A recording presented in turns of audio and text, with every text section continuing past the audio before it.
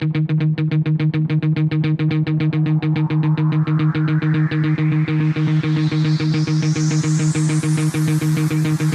teammates, continue to move swiftly. We'll talk more soon. I'm going to put on the positive side, right? Focus, take whatever it is you're making right now, and I'm telling you, we will see a completely different world, all right? Fellow teammates, continue to move swiftly. We'll talk more soon. Come on, somebody. Come on, so we're going to do really confident that we already know. I can do some things to supplement what the education system is not providing.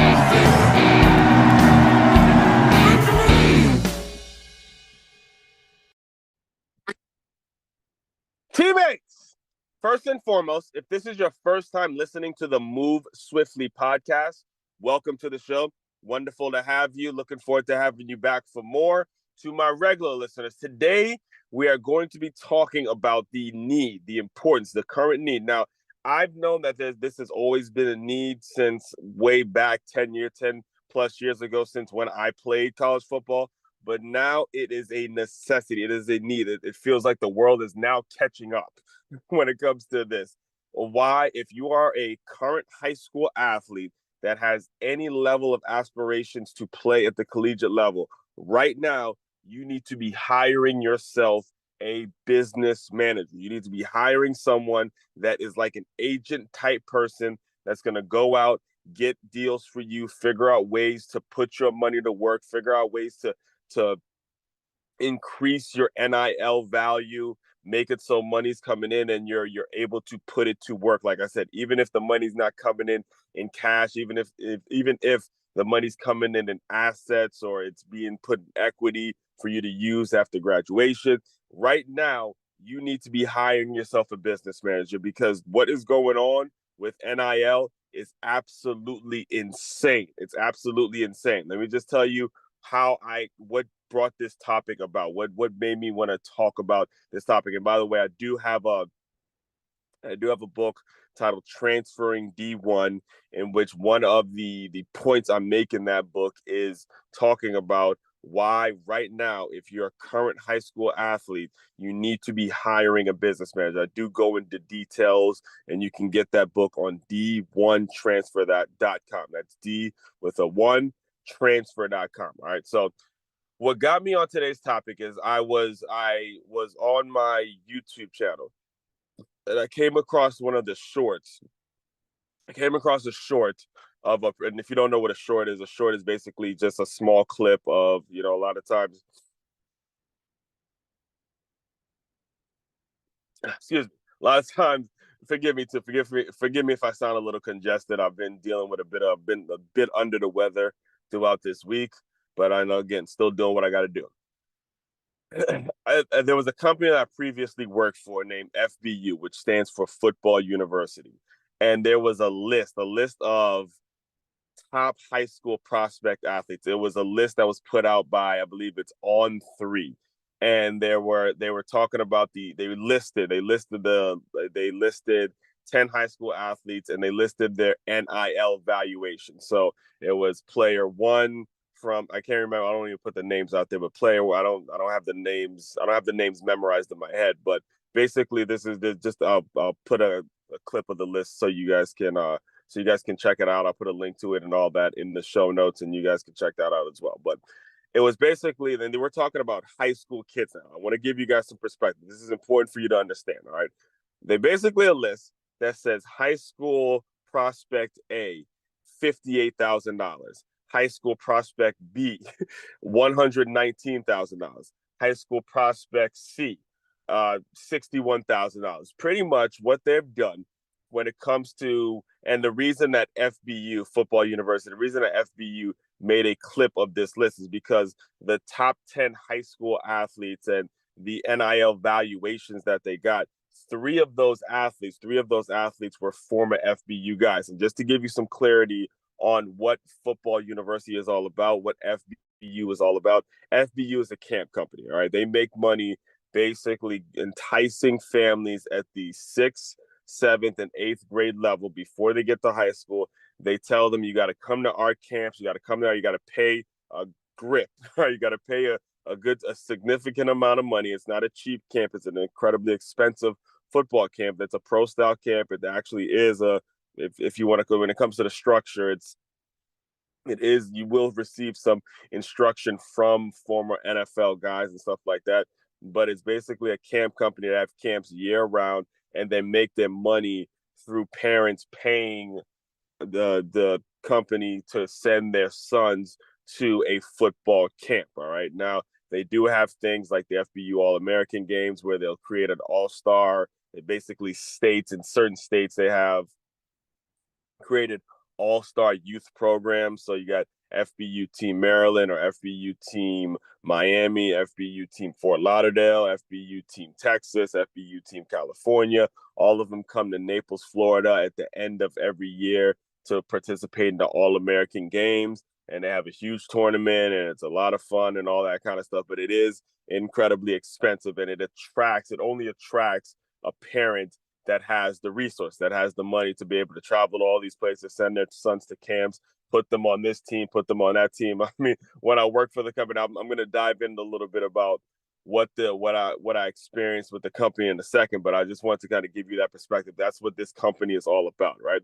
So again, they put out a list basically saying that the three out of the top 10 kids that are in high school now have an evaluation, have a NIL valuation of $119, $58K, $93K, $63K, and they're putting the names of these young high school kids, and they're attaching their names to a dollar sign. All right, they're attaching their names to a dollar sign of how much this kid is worth, and they're basically what they're basically putting out there is to saying this freaking fucking 14, 15, 16, 13-year-old kid is worth this amount of money if you want to get him to your school. That's what they're saying in so many words. That's what they're saying when they put a clip out there like that, when they take a young high school man, and they attach a dollar sign to him. I mean, one of my favorite books is a book titled $40 Million Slaves, $40 Million Slaves by William C. Rhoden. And he talks all about this concept of the glass ceiling. So if you're a football player, you start showing that you have what it takes, you have the ability, all of a sudden you get placed, there's a certain dollar amount attached to your name. And, again, not that I don't want the players to be compensated, but I don't want them to be settling or treating this game like it's a job and like, okay, if I'm going to go play somewhere, you owe me this amount of money, or I want them to get paid. Don't get me wrong, but there needs to be more creative ways of teaching these young men how to manage their money and how to go out and earn their money and things like that. And we're going to dive into that. Oh, excuse me. We're going to talk about that. All right. So first and foremost, when it comes to the companies, and this is the issue that I saw coming when the NIL deal was passed I believe 2 or 3 years ago on, I believe, June 1st, if I'm not mistaken. I might have that date wrong, but I know it's about 2 or 3 years ago from this recording where the NIL was established, and again, college players were allowed to be compensated off their name, image, and likeness. All right. So first and foremost, here is the first issue, and I kind of already stepped on this point. Is the fact that you are having companies outside, third-party companies, just like FBU. Now, when you give them the fuel of NIL, this is sort of the problem. This is the problem and the beast that it creates. All right. Because here's what happens, right? When it comes to FBU, here's what their intention is, what their whole process is like. What they want to do is they want to bring a kid into a camp. And I've heard, again, I worked for the company. I was a scout for the company for one season. And this was the season, 2016. This was actually the season when I was in Maryland. This was my last year living in Maryland. And Maryland went on to win the FBU national championship. So I was around the people that were all in with the company. They loved it. They built their team. They came out to Naples, Florida, came out here to Florida, They won the whole thing, and they did their thing. Right? There's a lot of guys playing at the collegiate level that were on some of those FBU teams, like the Caleb Williams, the former Heisman winner Blake Corum, as we just saw, won a national championship with Michigan. Chris Jenkins was also on that team, who played for Michigan this past year. I mean, there's tons of FBU talent that I get to watch every Saturday in college football, right? Especially from those specific teams. And there was so many complaints that came from those parents. There's so many complaints that came from the people that used to work for the company. And here's the main thing is FBU announces, or they create a list of, they call kids All-Americans before they get to high school. All right. They start ranking kids and they say, this one's an All-American, so we're going to have them play in the FBU All-American game. And they're talking about 6th, 7th, and 8th grade kids who you don't know how they're going to develop. You don't know how good they're actually going to be. But what their intention is for them to, first of all, they want to expose the kids to all the colleges. They want to maximize their exposure, which again isn't the problem, but the fact that it's a business for FBU, meaning they're expecting some return on their investment. They're expecting It's funny too, because the person that was kind of I was like his scout. He was the development director. His name, he's actually not even with the company anymore, but I remember him telling me, FBU is a for-profit company. We're for-profit. So everything was about funneling and getting parents to pay the money to come to an FBU camp, right? So the way they worked is, when you're an FBU guy and you were able to pay the money that it costs, or pay the camp fees that it costs, or pay whatever it costs to be a part of this league, or be a part of this all-star team that was going to possibly get to Naples, Florida, and travel and all that kind of stuff. If you could afford those things, they will now call you an All-American. They will say you're trained like an All-American, and throughout your entire time in high school, now you're branded as an FBU guy. Now, again, I'm not saying there's anything necessarily wrong with this, and I know my tone may sound like, oh, it's wrong that they're doing this to kids, when in fact, look, I just happen to be in an area. I happen to be playing football for a program that had a lot of resources, but every kid doesn't get that. Every kid doesn't have the opportunity to play for a high school that has a ton of resources. So look, when it comes to the exposure and the way that they put the kids out there to college coaches and they try to help them get seen, all that stuff is wonderful. All that stuff is wonderful. The issue that comes up is every kid isn't an All-American. All right. Every kid is not an All-American. Every kid's not going to be good enough to be an All-American. And what you've done when you label them as All-Americans is now you've made it so that is the thing. That is the thing that pulls parents in. But every kid's not going to be good enough to be an All-American. Every kid's not going to be good enough to go Division I and play D1 football and all that. Every kid's not even going to be good enough to play for his high school. All right. So what they've done for them to maintain, I'm just giving you the game. What FBU has done to maintain their status is they have to emphasize, and they have to market, and they have to exploit the kids that came from the FBU system, like the Trevor Lawrences of the world and the tons of guys that came out of Georgia. I mean, so many former FBU All-Americans that have gone on to play in the National Football League, and there were so many. I mean, I remember actually there were marketing flyers of so many different players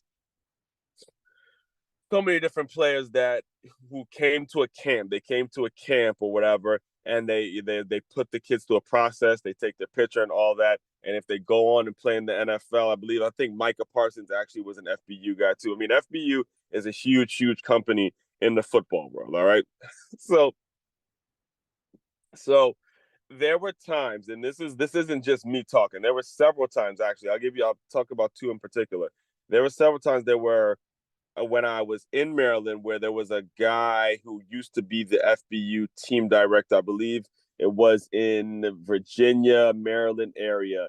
And he was telling me, look, the way it works is if the camp numbers are low, meaning if we don't get enough kids registering for camp, than FBU's Cup. We're not doing it. And then actually, there was also when I first got to Florida, I got connected with the person I was actually in Tampa. So I got connected with the person that does FBU out in Tampa, and he, started to express his complaints. Actually, he wasn't even he stopped dealing with the company not too long after I moved out to Florida, and he was telling me, look, I could send my kid to a camp with Edgerrin James as opposed to old Billy White shoes, and these are players. These are just opportunities, because if you put yourself in the camp space, now you're competing with a former player that doesn't even necessarily want to put a whole lot of money or charge a whole lot for his camp, give some solid instruction, as opposed to FBU that wants to make the camp really expensive,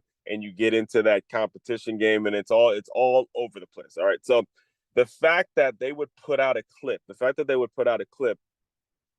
talking about how much a kid is worth, it is right up FBU's alley. And I saw that clip and I was like, okay, this requires me to come and address some things in full. I can't just address it in a short video. I have to talk about it throughout this entire process, and understand now when it comes to the new game, when it comes to how this game is currently being played, you gotta like I said at the beginning, these are the reasons you gotta have your business manager, because all this that I'm talking about right now, all this is nothing but a distraction to a high school kid.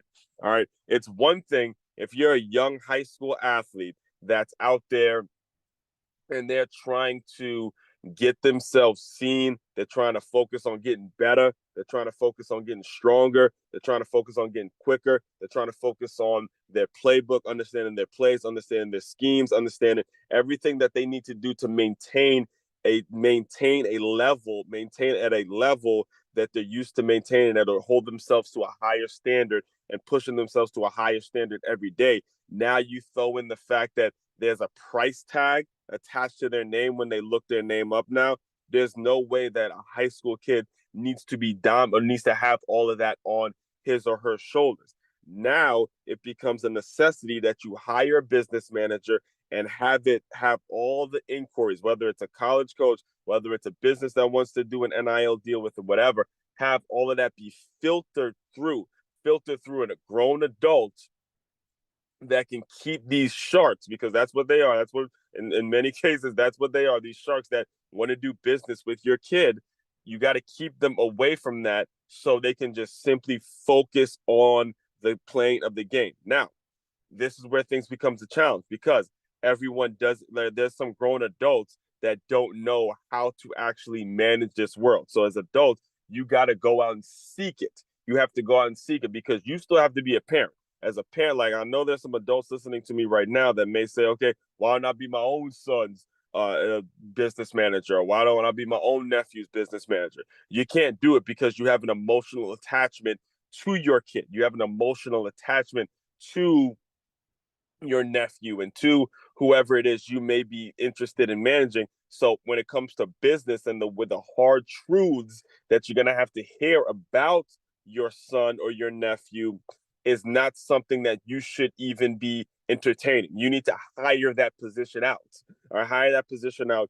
You enjoy your son's playing career. You be a dad, you be an uncle, and you just enjoy it, and let the business stuff be handled by a professional like myself, because I don't have an emotional attachment to your kid the way you do.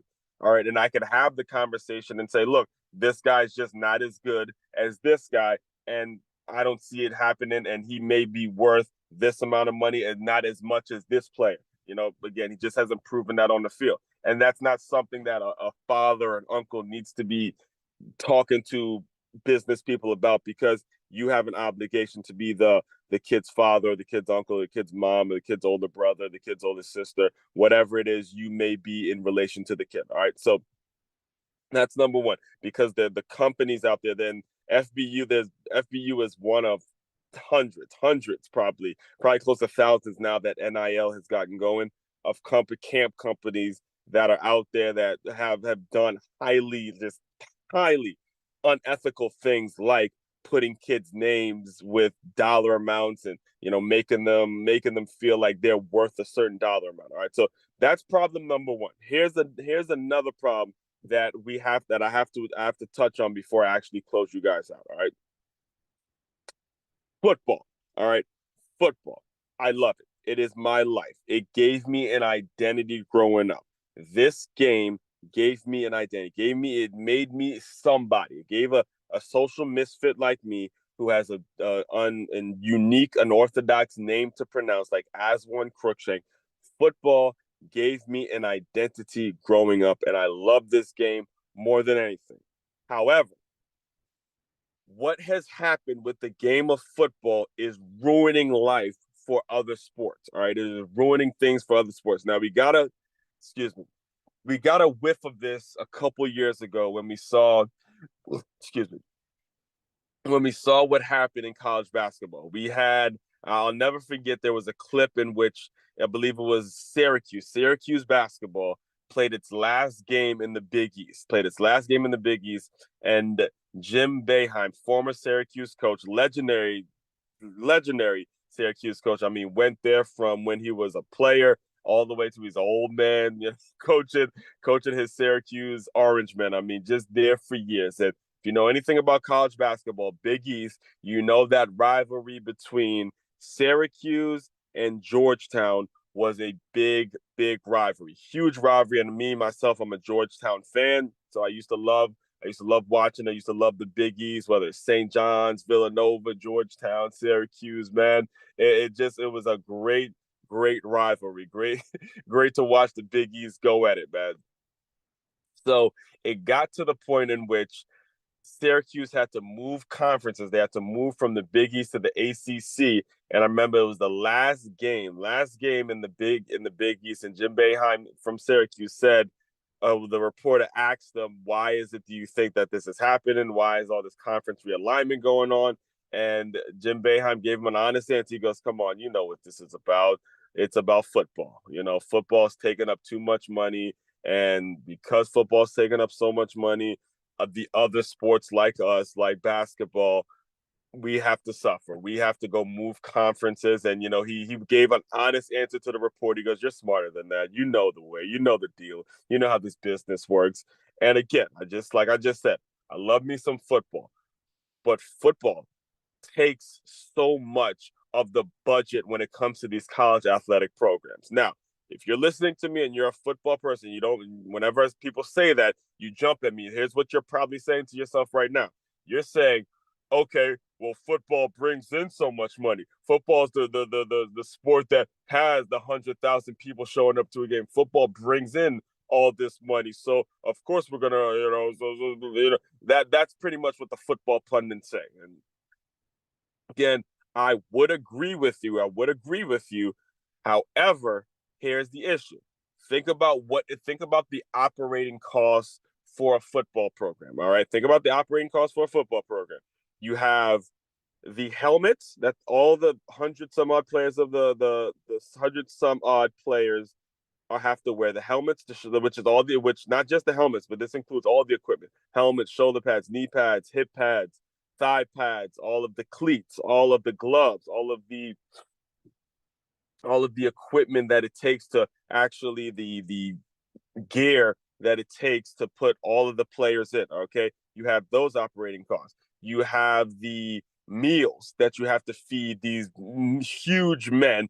All right, you have the meals that you have to feed them every day. You have the laundry, you have the weight room, the facilities, everything that it costs. Just think about exactly what it costs. And nowadays, you don't just get one uniform combination. All right, for you to compete at a certain level in collegiate football, you have to have more than one uniform combination. All right, so yes, football brings in money. Certain football programs generate a shitload of revenue.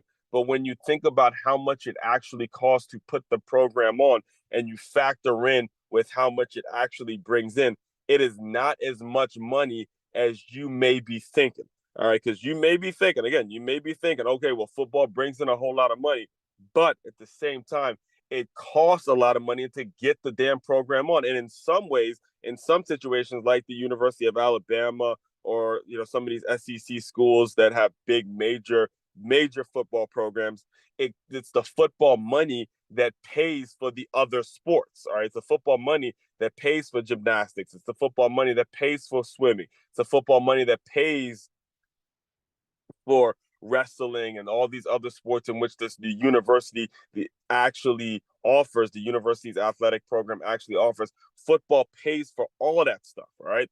So when you talk about, okay, football being the sport that a company like FBU would put out numbers about how much a kid costs, now you're taking from the other sports. So you're taking maybe let's just use the example of one of the players that FBU mentioned. Let's say that it's $119,000 for this 8th grade kid to come to the school.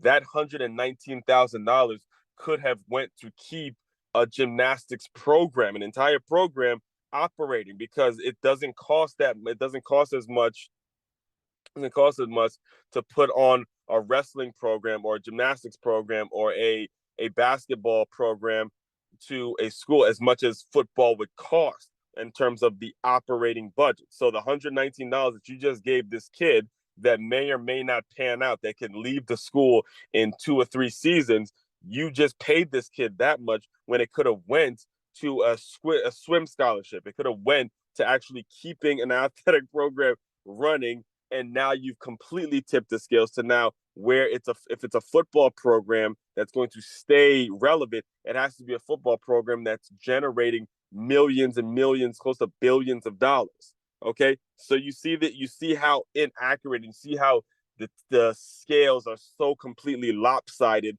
that it's ridiculous that there's no way that we can continue the way it's happening, the way it's moving forward. And again, I get into all of this in the book titled Transferring D1. I dive a great deal into all of this. But the main thing in terms of what we have to take away from today's episode is, if you are being approached, and we're talking about the right now, we're talking about current events, right? We're talking about the right now, the young kids who are coming out hoping to play at the collegiate level, and you got companies, you got people who are putting out there how much a kid is worth and all this other craziness, and putting that kind of information out on the internet. An actual young man, putting their name out there and attaching a $ to it, that's when things become very, very dangerous, because now you basically said only a program that can afford this kid is going to be the program that gets it. And God forbid, I'm not wishing this would happen on anybody. Trust me, because I lived through it.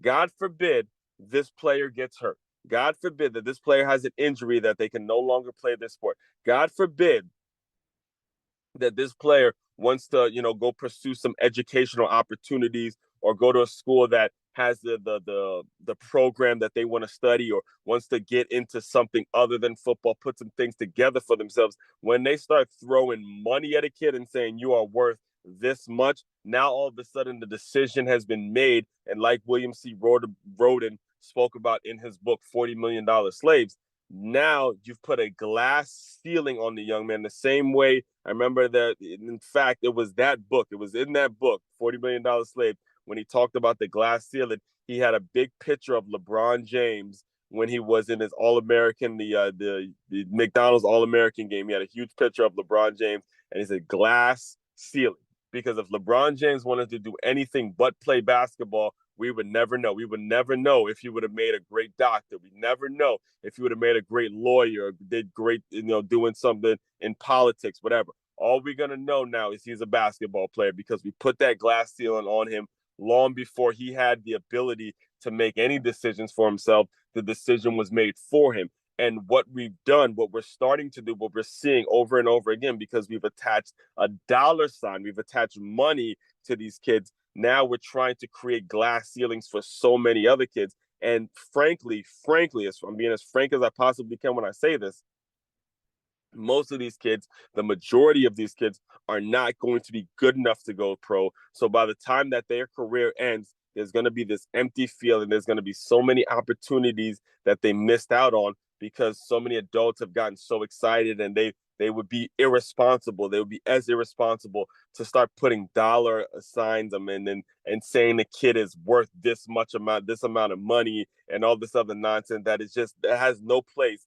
for the high school, especially the high school game. Now, college again, it's time for you to start generating money. It's time for you to go, work some internships, work hard, and all that stuff. I could understand that at the collegiate level. I get that. I've been to multiple colleges, and it's about setting yourself up for the future. I understand that. But if you're talking about a high school kid, you're talking about eighth grade to high school, middle school to high school, and all that stuff. They don't need to be thinking about that. They need to be thinking about just getting themselves better, going out there competing, and going out and simply enjoying the sport. All right.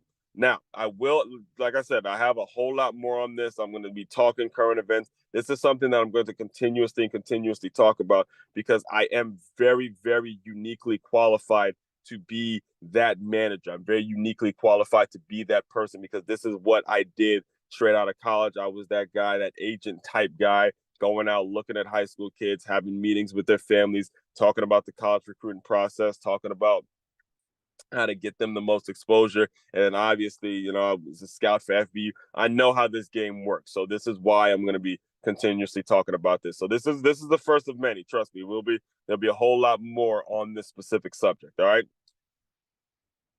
Fellow teammates, continue to move swiftly. We will talk more soon.